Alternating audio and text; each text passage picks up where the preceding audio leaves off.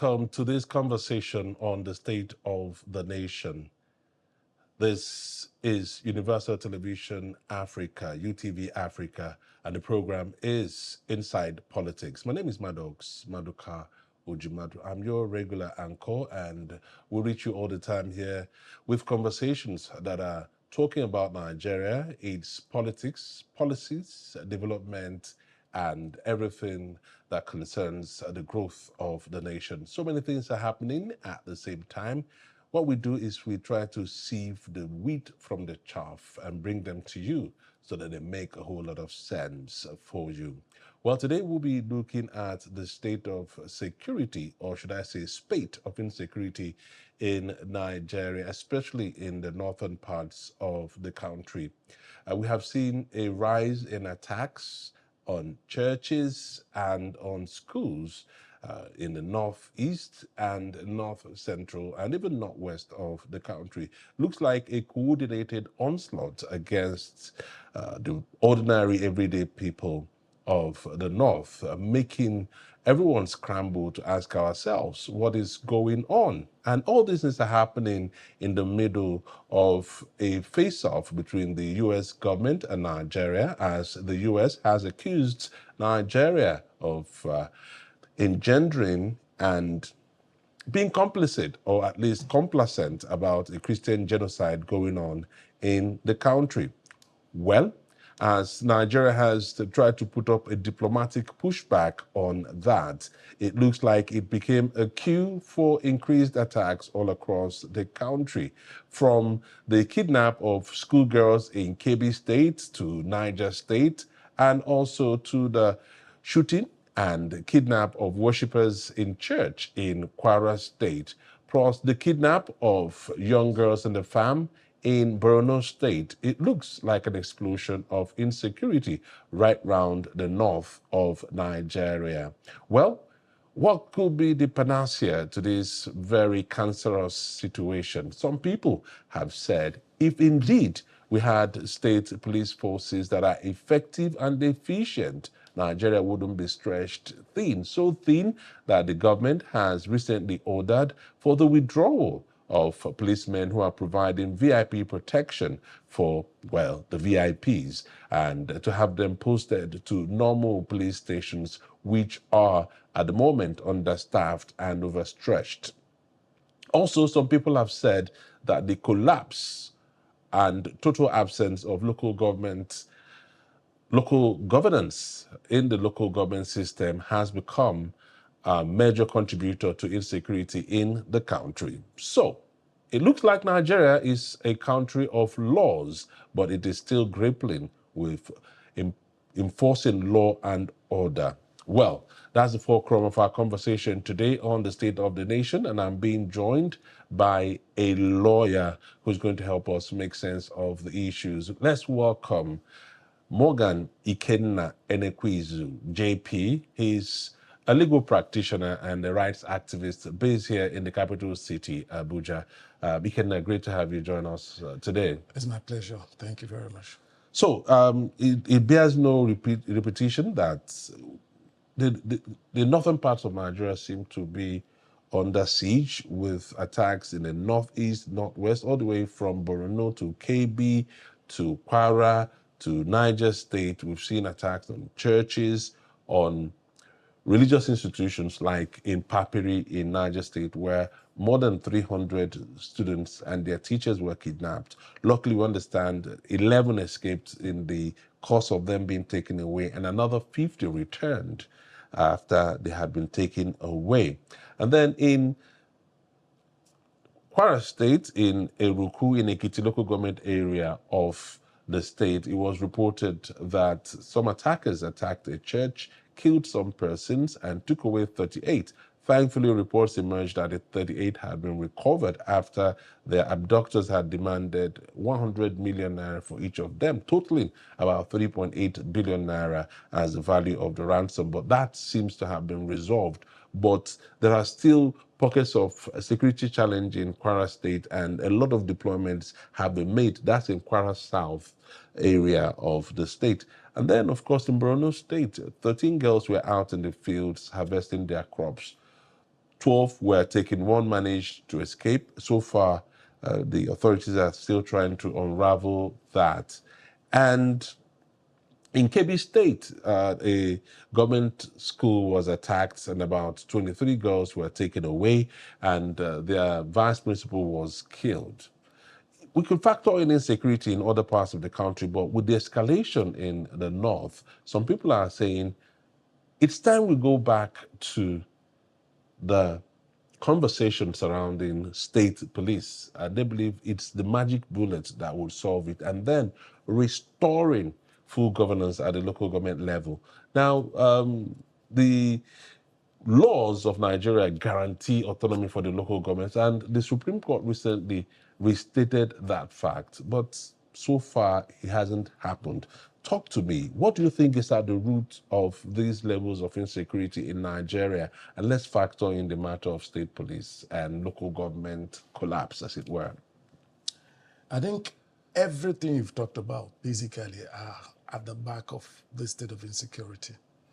Let's start with the local government. The local government is the closest tier of government to the people at the grassroots. In most civilized climes, the bulk of policing is done at that level. But unfortunately here in Nigeria, our police system is centralized. Even though we claim to be to operate a federal system of government, we have a centralized police system that is alien to most parts of the world. Nigeria is said to be the largest black nation in the world. We have over 250 ethnic groups and over 220 million Nigerians by estimates. We have 774 local governments, that is 6 states and the Federal Capital Territory, and a very large landmass. And in all of this, Section 214 of the Constitution says there can only be one police. There cannot be any other police system for any other part of Nigeria, meaning that only the Nigerian police force that has the mandate constitutionally to police the entire Nigeria. For a lot of reasons, we think this is wrong. It does not accord with modern realities. We have a situation where I think the policing of the entire country is now very unwieldy to be handled by one force alone. People have been clamoring for a very long time, even before started talking about state police. We had talks about community policing, having people who are closer to the people, who understand the terrain, understand the language, understand the nuances of the people involved, the criminals involved, in helping to tackle policing at that level. Now we're talking about state police. I would say that state police is critical if we must get things right in the security situation we have in the country today. The local government, like you said, should play a role, a critical role. In fact, as a young, let's say as a law student, I came across a lot of cases talking about that gave clear indication that prior to this time, we had what we call the Native Authority Police. Yeah. You understand me? Which operated in Nigeria, mostly in northern part of Nigeria. Of course, you know that the police force we have today, it was in 1930 that basically it came to the northern police, the southern police were properly structured together to form one police force. Prior to that time, we had this Native Authority Police. We had other forms of police, that operated at various levels in the country that helped to ensure that at the closest level of governance to the people, there was security. But today we have, like we said, we have only one police force. Now we have 36 states and we have 36 police commissioners. If we add the FCTs, 37. No, that's why I'm holding on to the FCT. Well, let's look at the states first. Yeah. There is this huge, unfortunate fallacy where we say that the state governors are the chief security officers of the states. Yeah. Unfortunately, the state governors, yes, they can give directive, but those directives cannot be obeyed except the Commissioner of Police gets the approval of the IG to obey it.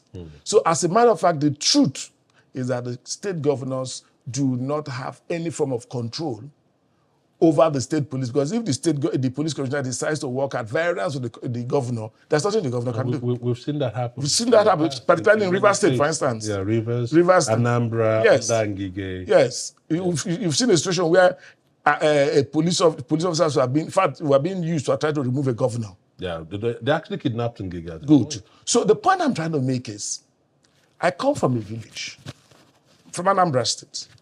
We have the Anambra Vigilante Services. I use my village as an example. One of the ways we've been able to cope insecurity where I come from is the proper use of Anambra Vigilante Services, because every town, every community has a unit of AVG in that town. And this unit is made up of people from that town. The president generals of these communities nominate people they know and trust that can be involved in securing the community. And these persons are then employed by the state government under the AVG system, armed, trained, and deployed to provide security. It's like a sheriff system. America is what it is today because they have a sheriff system. Yeah. You understand? But today we have a situation whereby for you to have a crime, most of the time, even when a crime is reported at the divisional police headquarters, but finally, you know what is happening. A petition is written to the IG of police. And persons who do not understand what is going on take over the case, and whatever they do with it is another thing. Then you talk about the issue of lack of, they say, why are we not having the state police? Oh, the governors will misuse it. Is the federal police not being misused? There's nothing that is subject to use that cannot be subject to abuse. The MPF as it is, how much of trust do Nigerians repose on it? How much have they helped in securing the lives and properties of people, real time, and in like the situations we find ourselves now? Let's take, for instance, what happened in Kwara. The people were kidnapped. I understand some persons died in that incident. 2 days later or thereabout, all 38 of them were recovered. The government said they were rescued. Yes. Fine. And then during the rescue, there was no arrests. There was no, there was no arrests. Nobody was injured. None of the suspects involved in the matter was injured. Those details were not made public. No, they should have been made public if such a thing existed, because you need to engender trust in the people. How can some people walk into a church, kill some people, kidnap some people, and at the end of the day tell us you have rescued them without telling us how you did it? Whether there was any arrests. Look at, since the escalation of this insecurity, kidnappings and other, how many persons have been arrested? How many persons have been killed? How many persons, have been paraded? You see, the issue of trust. If it was a situation where we had a state police, and this thing was happening in a state, and the governor is determined to do something about it, you understand me? I am sure that a different approach will be used. Let's use the case of Autumn, when he was governor of Benue State. The man at a point was helpless. He cried. It's not as if he didn't know what to do, but he didn't have the capacity to do it because he didn't control the police. The governor of Zamfara State, Dauda Lawal, at the time said he has real-time knowledge of where the bandits are, and that if he had control of his police force, within 24 or is it 48 hours, he would round them up, he would have them eliminated. Now, the reaction from many people is, so why didn't the authorities say, okay, let's back you up to do this? And others are saying, well, if the governor knows where they are, he's not doing anything about it, then it's a minus for him. Why haven't the authorities moved against him if he seems to be in cahoots with these people? That matter has died down. One would have thought that it would have been a catalyst to say, okay, let's work for the police authorities, federal police authorities. Let's work much more closely with the states. It looks like, at best, the governors can say something but not do something? As far as the security system is concerned, there's nothing the governors can do. At best, they can use state funds to provide equipment and facilities. That's all they can do. How those equipments are deployed and used are beyond their control. Now, let's use this issue. Let's go back to that same Kwara incident. I heard, I don't know how true this is, that the DSS issued a statement and said that when those persons were kidnapped, they reached out to them and they agreed to return them. I saw that in a write-up somewhere. And I said, if that is true, it means the DSS knows where these people are. On a daily basis, you see on TikTok, on Facebook, these people are posting videos, making statements, making comments. Can they not be traced? Using their TikTok account, using their Facebook account? Is the security architecture in Nigeria telling them that they do not know where these people are? Why are we blaming governors? The governors do not control the army. The governors do not control the police. The governors do not control any of the security agency in the country. So if take for instance, let's look at Zamfara State. Zamfara State, I think I understand, is PDP controlled. Yes. The federal government is APC controlled. And you see that in this country today, we do more of politics than governance. What determines what the presidency or the government does is not the best interest of the people. I think it is the best interest of the politics of the ruling party. So if it does not accord with the interest of the politics of the ruling party, it will not be done. I do not believe that a country like Nigeria, that had the armed forces that restored peace in Liberia and other parts of West Africa, in fact, other parts of Africa where there were conflicts, cannot restore peace to certain parts of the country. On a daily basis, we are losing more grounds to insurgents. On a daily basis, the governors who are helpless, who cannot push the government to take a kinetic action, are now resorting to negotiating with them, encouraged by the federal government. And in the process of doing this, it is clear that our security agencies know where people are. The question is, do they have the political will to go after them? That's my worry. Because I believe, if somebody tells me that our security architecture in this country do not know where these people are, do not have the capacity to take them out, I would not believe that. We do have that, but do we have the will? Now, that's where, again, the issue of the local government policing comes in. Because if the federal... Because I was going to ask you, some people are saying we should go beyond state policing and actually adopt community policing, right up to the local governments, to the autonomous communities or whatever, emirates, whatever smaller units there are, still incorporate this so that even if you have a state police, it could be replicated at the state level. So you take someone from Bagolada to go and police Abaji. He gets there and he's lost. So you still trickle it down to the smaller units within the local governments and all, so that policing across the board will be local, but then at the state level, at the bigger level, you could have contributions from all these arms. Could this be the framework and the bedrock for state policing? Some other people are suggesting that there should be a hybrid where the police is still federal controlled, but recruitment for deployment in each state should come from those areas. And then probably the governors should have some level of contribution to the number of persons or specific individuals who come in. Now, I'm saying this because recently the National Assembly said they are through with every consideration of input into the amendments that are agreed on, which state police is a part of them. So they're not looking at any new ideas now, just to aggregate what they've learned. Could this have been where it would have been to not just talking about state police, but running it up to the communities, building it back up to the state, either by the states being independent, meaning that we're creating 37 new bureaucracies, or it still is a federal police, but recruitment now is local. So we may have to ask policemen who are here to go back to either the communities they were born into or where they are familiar. And that way, it still remains a local policing system. Which one do you think would work, even though we're still trying to see what the constitutional amendment on state police will be like? Let me start this way. Nigeria borrowed the American Constitution. Yes. But jettisoned some of the fundamental aspects. I think it's more like we borrowed the system but didn't borrow their constitution, because our constitution is very different from the US system. Let me say this. Let me say this. For me, for instance, there are a lot of things I'm worried about, even as a lawyer. I'll give you one instance. Yes.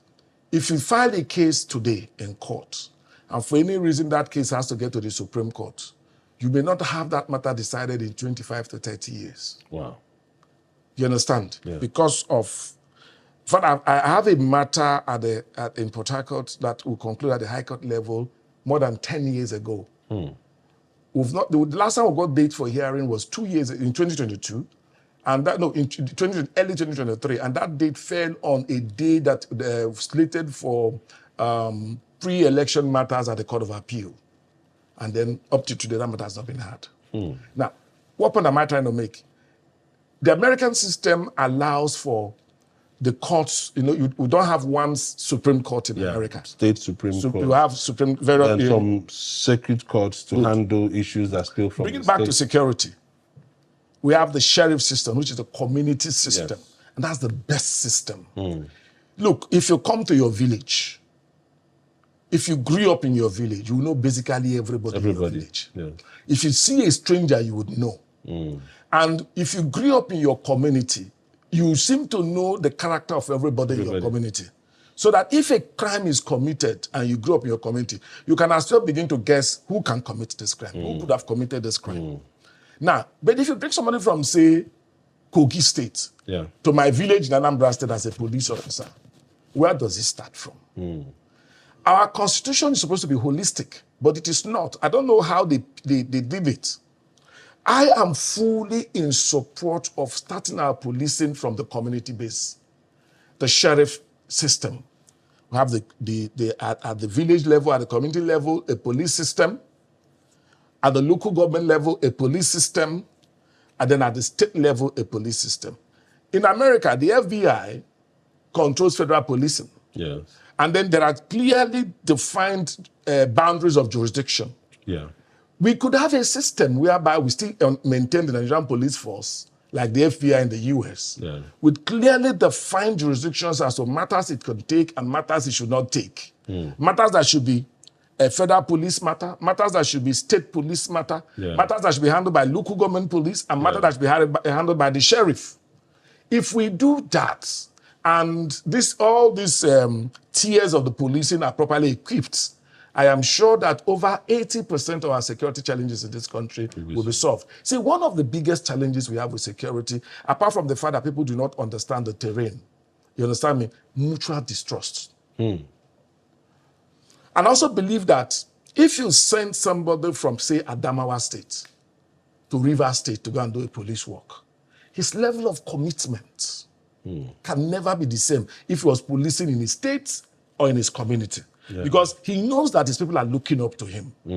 But a man from Adamawa State, for instance, going to Rivers State to be a policeman, knows that when he retires, he goes back to his village, and those people in Rivers State may never see him again for his lifetime. But when you do police work from where you come from, you will live and you will die there. So the things you do that are wrong when you are wearing the uniform, when you retire, people will still meet you and remind you of those things you did. So that in itself, consciously or unconsciously. The other day I was at a forum where someone was saying that people from the Southeast do not like joining the police. People from the South don't like joining the military. More like people from these two groups don't like joining the armed services. And my response to it was that the perception that these people have of these two forces, the police, the military, are that they are oppressors. There's a checkpoint every few meters along any road you can think of. And what they do there is to extort money. Sometimes they arrest young people for having dreadlocks or for having a flashy car or something. And so they've seen these people as instruments of repression, don't want to be a part of it. And that brings back to the argument you're making that if it's local, like there was an instance in the US where a policeman responded and it was a kid he knew, called him by his name. Come here, what is your problem? Talked it over, issue was solved. A kid with a gun dropped his gun without voices being raised, not a shot being fired. And then someone said, this is why we want the policing to remain local. They don't want Trump to deploy troops to the states because a troop deployed from somewhere else would have shot that kid without even thinking twice about it. So the policing method is also an issue. And that's the question people have raised. Even if we make this policing local, what is the guarantee that the new local or state police officers would not just continue from where the federal troops have stopped? It won't be about fighting crime anymore, but about what you get off the people. Let me be honest with you. The way you relate when you work with your people, the way you act when you work with your people, is different from the way you work when you are working in a completely strange place. We have prejudices. We have a lot of issues and considerations that go into how you act over a given situation or circumstance. Now, if somebody, if you're working in your community, it's likely you grew up with people all people around you. So the people know you, you know them. You understand me? You understand the language. You understand the culture. You understand the sentiments of the people. In fact, where I grew up, for instance, I grew up in Port Harcourt, even though I'm from Anambra State. Yeah. I grew up in Port Harcourt. And each time I go to the neighborhood where I grew up, I remember a lot of persons that I grew up with. Yeah. And I know the kind of persons they were when we were growing up. Yeah. So them I'm still in touch with. I know the kind of persons they are now. And so if you tell me that so-and-so person did so-and-so thing, I'll have an opinion about it because I know him. Yeah. A fair opinion. I have a fair opinion because I know him. But you get somebody who does not understand your language, does not understand your terrain, does not understand your culture, because we want to maintain a hold on everybody. You see, it takes us back to how the police itself started in Nigeria. The original police that was set up by the colonial masters was not set up to actually protect the people. It was set up to protect the interests of the colonialists. You understand? The current police will begin to give us the idea that those who are trying to maintain this stranglehold, this unitary system, are not interested in having crimes solved. They're interested in ensuring that the status quo of how the country is run is maintained. They pacify the people. You understand me? You don't want a situation where these people will rise up and begin to, you want to because if the real desire is to solve crime, a unified Nigerian police, one police force cannot do it in all of Nigeria. Some people have said that the governors also misused the leverage they could have had on the system. You rightly mentioned they provide equipment, provide vehicles, and so on. And people said the governors could have leveraged on it to extract and exert some level of control. The popular phrase is, he who pays the piper dictates the tune. But it's like the governors are all too willing, all too happy to donate these things and then slink back into, they just come in, chief security officer can't do anything. Couldn't the governors, even as a unit, leverage some level of control by saying, okay, we're bringing this equipment for you, we're giving you monies, we're providing for you upkeep and all. You need to, I've seen some states build command and control centers, like modern stuff, hand over to the police, and yet the governors are complaining, I think the governors really lose a chance, an opportunity to actually have some leverage on the system. See, I will still insist that the governors don't have much options open to them. This has become a political tool. If there is insurgency in a state, they blame the governor. The governor was not able to do this, was not able to do that. So the governors want to give a semblance of doing something to prevent insurgency. So they are doing all this. But the constitution is clear, and the governors have no control over that. If no matter the level of lobbying the governor does, even if he provides all that, and the man at the top is not interested in having anything to do with the governor, nothing can be done. Wow. You understand? Because Section 215 of the Constitution makes it clear that there can be only one Inspector General of Police. Yeah. Section 214 says one police force. And with the new Police Act now, the Inspector General is serving at the pleasure of the president. Yeah, so let's exclusive pleasure of the president. He could keep him as long as he wants. Even if all the governors come together, even if all the governors come together and tell the IG that they don't want tell the president that they don't want the IG, nothing can be done if the president doesn't want to do anything. So there's little the governors can do. As individually and as a unit. Even as a unit, there's little they can do. All right, so let's go for this break. When we come back, the conversation will continue. And this time around, we'll start looking from the aspect of the Constitution Amendment. How good is the proposal for state police as it stands at the National Assembly? We'll see you after this time out.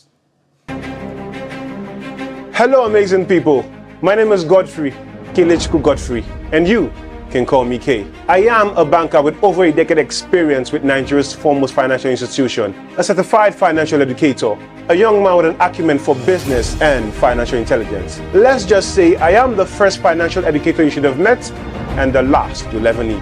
I am the host of Money Matters with K on Universal TV Africa, where we discuss your money, my money, and the government's money.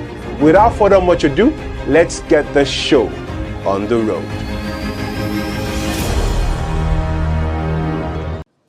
You're very welcome back. It's still Inside Politics here on UTV, Universal Television Africa. We are discussing the state of the nation. My name is Maddox, and I've been here with Ikenna Morgan Enekwizu. He is a lawyer and a rights activist here in the Federal Capital Territory. We are looking at the legal framework of Nigeria's policing and local government system, how they have been contributing to insecurity in the country. Before we went on that break, we had examined issues right up to the amendment of the Constitution, where now state policing is on the bills. Now, coming to this issue, Kenna, the amendment before the National Assembly, from what we've gleaned, has some clauses which say that the federal government will still maintain some supervisory kind of oversight on the state policing. Some people are saying this is an ambush strategy. It's still a way of federalizing the police without federalizing it. Do you think this supervisory power that will stay with the federal government is a positive one, which will help keep the governors and their forces in check so as to not go overboard? Or you think that should go, the state police forces, right up to the communities as they are, should be autonomous without any kind of federal supervision or control? For me, federal supervision for state police, I don't fully agree with.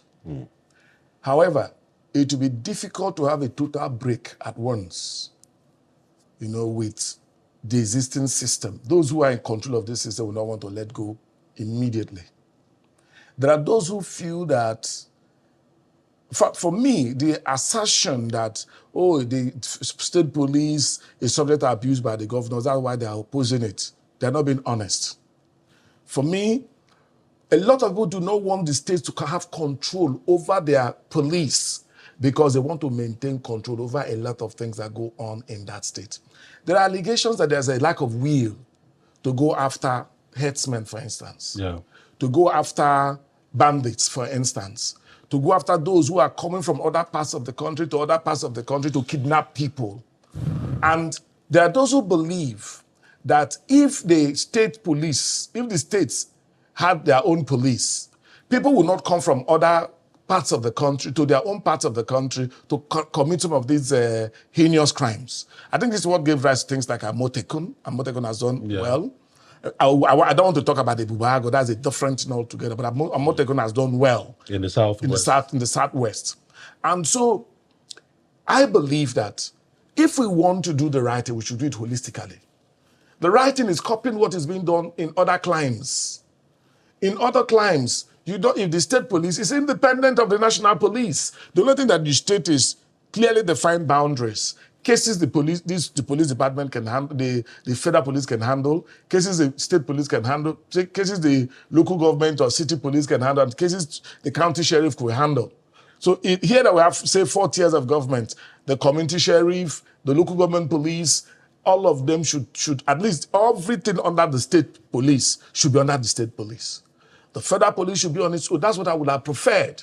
But I recognize the fact that it will be very difficult at this stage. Maybe in future we could get to that point. So it could be a transitional period arrangement. Yes. Until probably at the time we see that the state police forces have stabilized and become institutionalized enough to go solo. So we need some time because some people are also saying that some level of federal policing still has to take place because in an instance, maybe a crime starts in one state and ends up in another state. Naturally, that becomes a federal offense. Great. You understand? And then there are certain offenses that should be like that should strictly federal. Yes. We talk about things like terrorism. It should be federal. Yes. You understand me? When you talk about things like maybe treason, you understand me? But not armed robbery, not kidnapping. These are localized things that are subject to the local laws. As a matter of fact, issues that the state governments have right to make laws over should strictly be state police matters. Okay.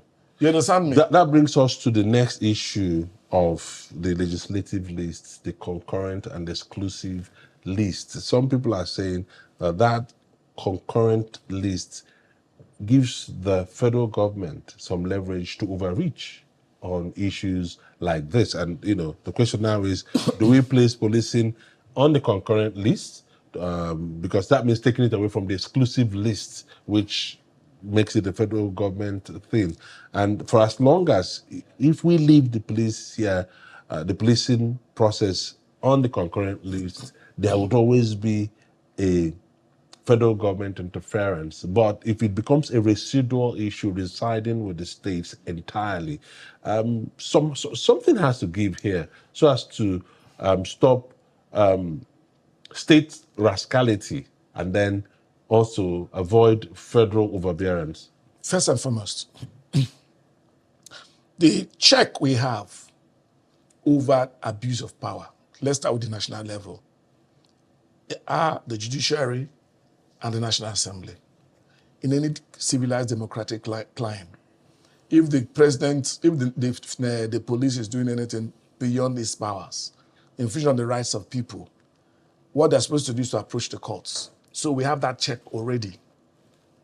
We have the National Assembly that can amend even the Police Act and introduce new checks that exercises oversight over how the police uses their power and can amend the law if they feel that the police is abusing any aspect of it. The same thing for the state police. We have the courts, the various courts at the state level that can come in and enforce the rights of anybody and come in and say, oh, the way they're using the police is wrong, if the laws are properly enacted. Secondly, we have the state House of Assembly that also have the right to oversight what the state police is doing and also provide some form of maybe through amendments of the law, through new laws, you understand me, control these so-called excesses. Because whether you like it or not, there will always be excesses. That's why we have control in the form of the judiciary and the legislature. That's what there's separation of powers. So if you assume too much that the police will be abused, I've consistently said that this is part of the argument of those who do not want state police for other reasons.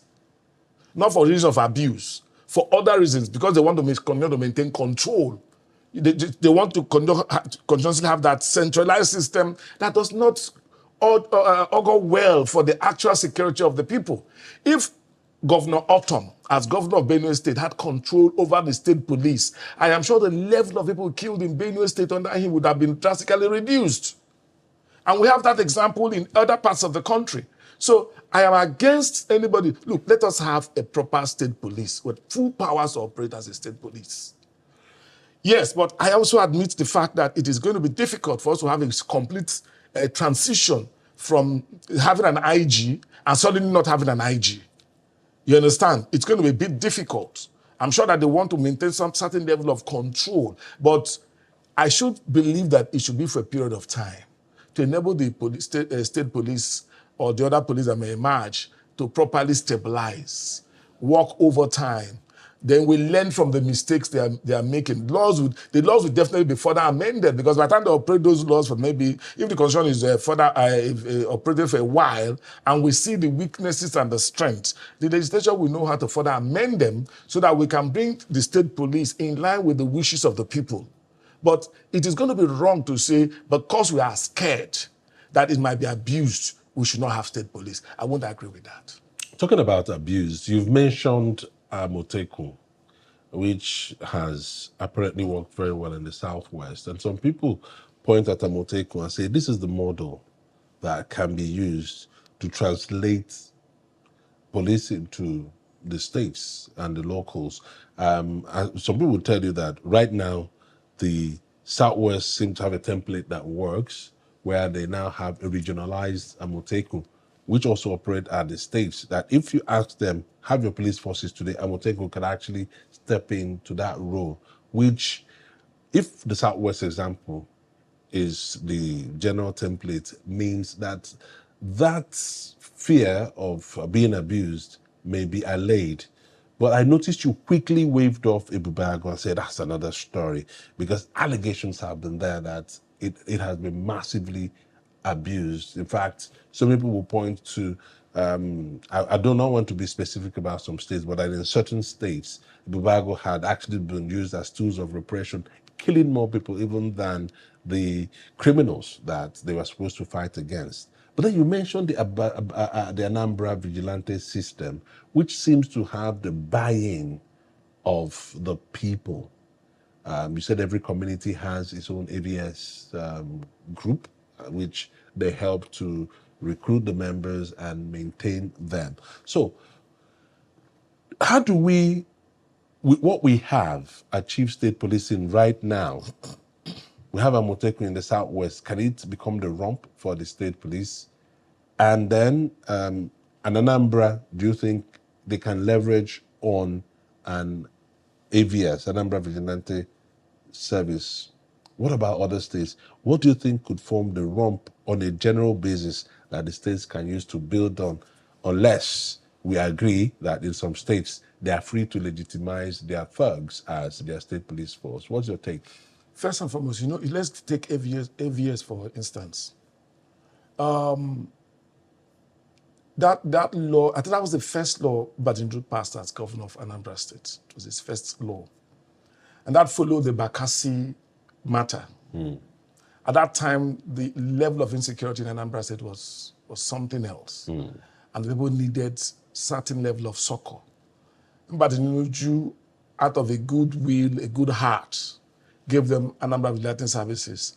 And it was not politicized. Badindu did not use AVS to do anything politics. Unfortunately, we have a situation where the Ibubago we have was politicized, run by people who have political reasons for running it. Now, for me, I've always believed that at this stage, what we should have, that's what I would have preferred. I don't know the level of the amendments, what they are planning to do. I don't know it precisely. But the point is, I would have preferred that we'll start from having a regional police system. Okay. With maybe, if the Nigerian police should have some measure of control, with a DIG. As of today, we have 6 DIGs. Yes. One from every region. Yeah. Now, these DIGs should not be appointed by the IG. Okay. You understand? Or the presidency. No. I believe that some form of state regional police council should be set up. To now nominate the that will now DIG. appoint their DIGs And then maybe we have now the commissioners for each of the states. Because if you look at the security situation in the country, most regions have similar problems. Most regions are similar in a lot of respects. So if they come together, put their resources together, it will be easier at that level for them to manage their security system. For instance, the south-south side, the south-west, as you have at Motekun now, the southeast, you can have a regional police system, break it down to state level, maybe local government, and still under the same structure. Yeah. You understand me? And the governors should have a say, but not an overwhelming say, not an overriding say. They should have a say in appointing the principal officers. You understand me? And it's not going to be by one governor. So when you have a situation where there are 6 states in a region, and maybe all these governors are not from the same party, and they have to sit down to decide, police council to appoint officers, the issue of partisan consideration will not be that much. You understand me? That could be another way of doing the check.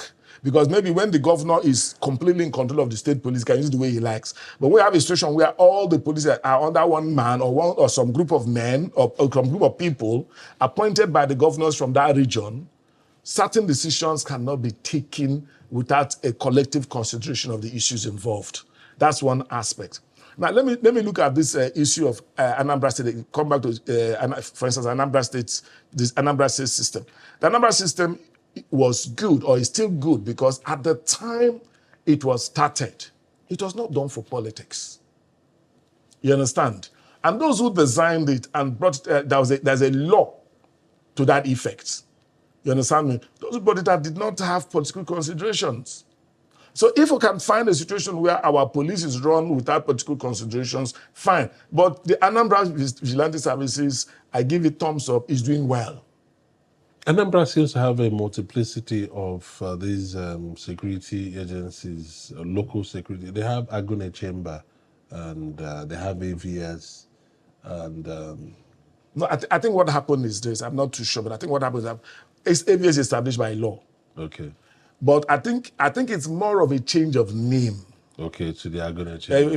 Because Soludo came and felt the need to restructure it and give it a name. I don't think the law was changed or amended. Okay. But like I said, it's community-based. And so far, it has done well. Everything is subject to abuse. Everything is subject to abuse. We've seen instances where, for instance, there was this popular case of a girl that was stripped naked. Yes.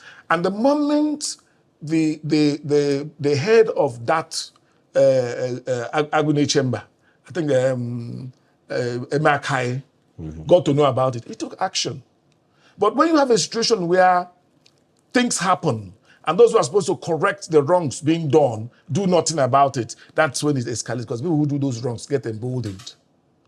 But when there's a report that something is being done wrong and immediate actions are taken, the persons who did those things are corrected, maybe dismissed and all that, others will learn from it. And with time, even in the most civilized crimes, we still have police officers that abuse their police privileges and powers. True. And they are disciplined. Yes. Some have gone as much as killing people because of maybe racial bias and other things. And they have also been disciplined. So you can't have a system where everything is perfect. There is no abuse, no nothing, no. But it is only when we begin to practice it, we will see the areas where it's good, the areas where it's bad, areas where the laws can be amended, or restructuring done to bring the best out of what we want to have.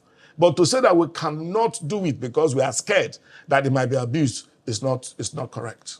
So if we end up achieving the state policing system by any which way the National Assembly decides to have it done, what happens to the federal police we have? We should just say, go home.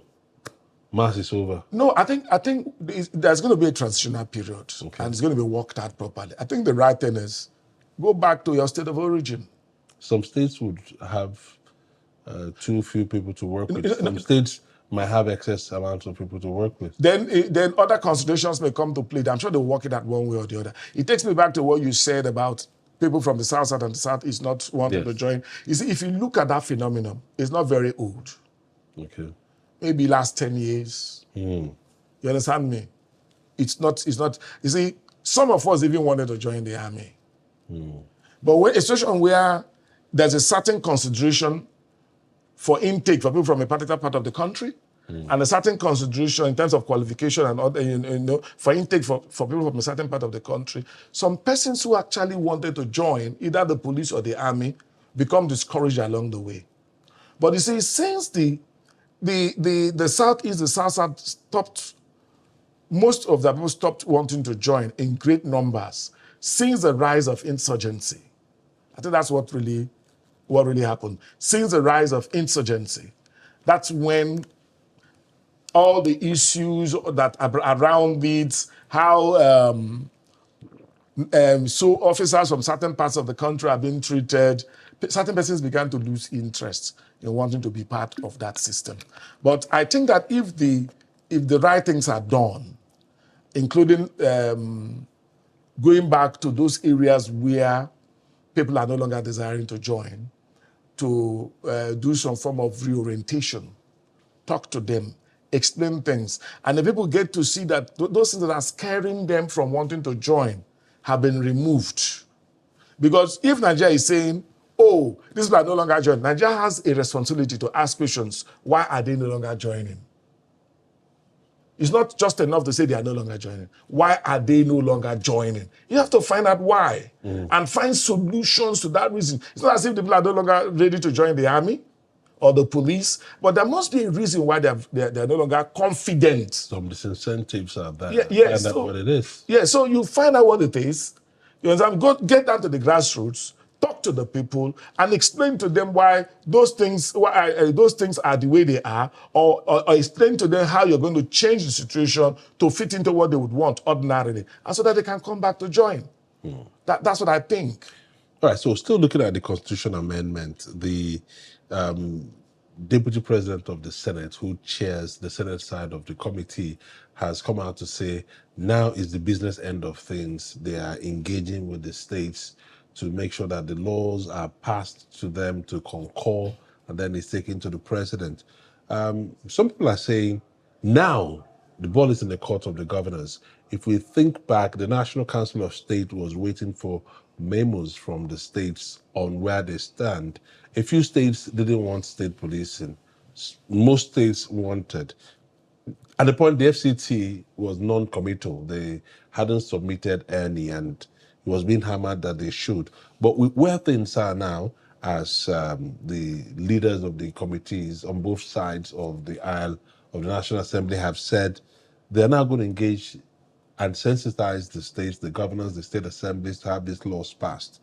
It's fair to say that the ball is in the courts of the states now, the governors, to seize the moment and see that these laws are passed. And they do not go the way of other laws like judicial autonomy and the legislative autonomy, which were voted down by those same people, especially the state assemblies, who would have thought they would love to be autonomous and vote for that, but they failed to. This is time for the governors to exert their influences now. If you were talking to the governors right now, what would you be telling them as to how they would go with where the proposal lies now, so that their states can be secured and they could be a lot more in control of what's happening in their states? If I were to advise the governors, I'll tell them to go with state police.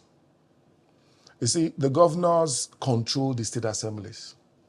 You see instances where a governor moves from PDP, I'm just giving an instance now, to APC. He goes with every member of the House of Assembly. The last few governors that went, in fact, in Taraba, the state assembly went ahead of him. So you see that as of today, I think the APC has an overwhelming majority of governors. I think that they can conveniently now, if they decide to go partisan with it. Yes, APC alone can amend the constitution, because I think they have more than 24 governors now. Yes. They do. Yes. So it's the governors, they're the ones that are in control of the state House of Assembly. Whatever they want is what they get at that level. I'll give you an instance. Okay, you have already said it. If the Houses of Assembly could not vote for autonomy, their own autonomy, there's nothing they can vote for that the governors have not directed them to vote for. I'll give you an instance. Let's look at proper local government autonomy. Autonomy, for instance. It was there in 2015, voted down. They couldn't get 24 states. 2019, they couldn't get 24 states. Because since 2015, there has been constitutional amendments. The last one was in 2023. They still could not get the required 24 states. You understand? Is it that the reason for that is because the governors don't want local government autonomy.